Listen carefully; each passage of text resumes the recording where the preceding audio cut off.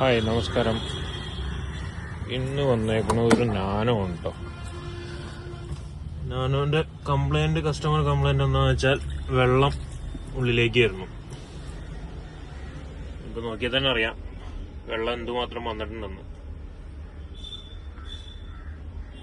ഇത് വരുന്നത് റൂഫിൽ നിന്നാണ് വരുന്നത്. ശരിക്കും ഈ മുകളിൽ ആന്റിന വരുന്ന ഒട്ടുമിക്ക വണ്ടികൾക്കും ഈ ഒരു കംപ്ലൈന്റ് കാണാറുണ്ട്.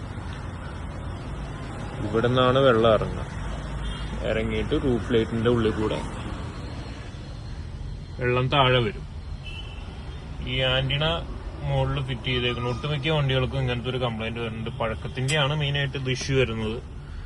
വെയിലത്തും മഴയത്തൊക്കെ ഇരുന്ന് കഴിഞ്ഞിട്ടുണ്ടെങ്കിൽ അതിലൊരു റബ്ബറിന്റെ ഓറിങ് വരും.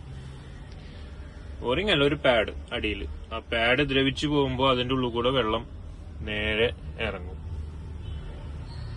ഇതൊരു കോമൺ കംപ്ലൈന്റ് ആണ് ഇങ്ങനത്തെ വണ്ടികൾക്ക്, റൂഫിൽ ആന്റിന വരുന്ന വണ്ടികൾക്ക്. പിന്നെ ഇത്രേ ഉള്ളൂ കേട്ടോ.